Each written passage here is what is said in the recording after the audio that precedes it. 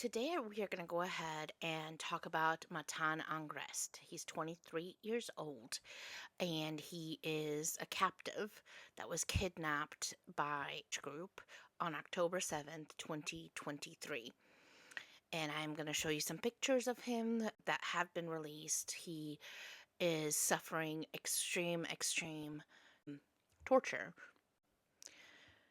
There are reports from hostages that have been released, and also from, of course, videos that H group has also sent to the family. He is being held in a dark cellar with little air. Some reports say that he is in the tunnels as well. He has untreated severe burns and harm to his eyes. He was taken from a burning IDF tank in Nahal Oz on October 7, 2023. And according to released hostages, service people are being tortured by H group for information. He does suffer from chronic asthma because of the frequent interrogations. He comes back either unconscious, or he's brought back either unconscious or struggling to breathe. These interrogations are absolutely brutal. What they do, unfortunately, they hook him up to batteries and they shock him to the point of losing consciousness. It is reported that burns on both of his hands are infected. He's not receiving treatment. He's unable to move some of his fingers. Of course, can't show you the video that group has sent to the family, but you can look this up for yourself. 24 News has that video, so definitely go ahead and Google Matan Angrest, and you can see the videos of this young man that was simply trying to defend Nahal Oz and his people. So again, he's been held hostage and he's still not returned home, while the quote unquote Palestinians claim to be the victims of this war. And it is time that the world starts making a fuss about what actually started this. On October 7th, they did a brutal attack group along with civilians from Gaza. Civilians. I want you to hear that. Civilians from Gaza broke into Israel, kidnapped women, children, men, elderly, and unalive those that they couldn't fit. While they're sitting here asking for a Palestinian state, they still are unwilling to release all the hostages. They're still unwilling to have group surrender, but they want their own state.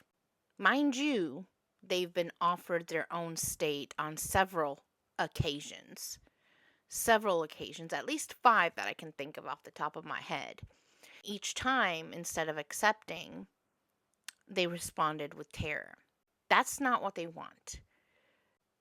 Keep an eye, because you will see that if the world capitulates, gives them their own state, they still won't leave Israel alone. They still won't, because in 2005, Israel completely left the Gaza Strip, taking the people that were buried that were Jewish also with them. They left them with greenhouses, so that way, basically helping them to be able to set up their own economy, their own food sources.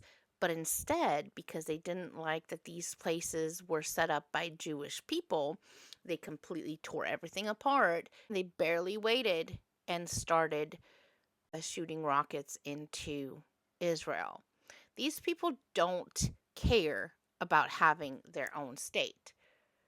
They've stated time and time again what they actually want. They want all of Israel under Islamic rule. That is what they want. These young men, like Matan Angrest, are suffering. And where is the Red Cross? And where are the protests? Where is your humanity for these people that are still suffering going on 2 years. Where are you? Why are you silent? Why do you have a double standard? Because if this happened here in America and innocent civilians, along with our young men and women who serve in the military, were taken by another country, I guarantee you that America would have taken care of business, either brought them back or hell would have rained down on whoever dared to attack. The reason Israel can't do this is because they constantly get criticized. They have to give warnings, they have to evacuate, they have to do all of this. Needless to say, that these people don't even bother to put on uniforms so that they can distinguish themselves from the civilians. Therefore, if they were to wear uniforms, they'd be protecting the civilians because the IDF would then know which ones are combatants, which ones are not. But they don't care to do so because even group leaders at the beginning of this said it is not their job to protect their civilians. That's the UN's job, is what they said.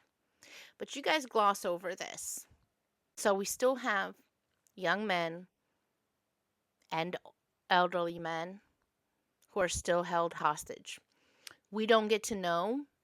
We don't get to know their health unless they send these propaganda videos, these videos to torture the families. We don't get to know how they're doing. And at this point, we really don't know how many are still alive. They took Americans, by the way, too. If you're wondering why America supports Israel, they took Americans, too. Where's your outcry for your fellow Americans? What has Palestine done for America? And we have sent millions upon billions to these people. They've used it to commit T attacks. Where's your outcry for that? Because you get mad that Israel gets quote unquote funding. Where is your outcry that these people use hard earned American money to commit T attacks? Where's your outcry for the Americans that were taken hostage? Hirsch was an American, born in America, raised in America. They unalived him. Bring them home. Bring them all home now and start speaking. If you were silent up until this point, I challenge you to start speaking. Because if you don't, they have promised to do this to America too.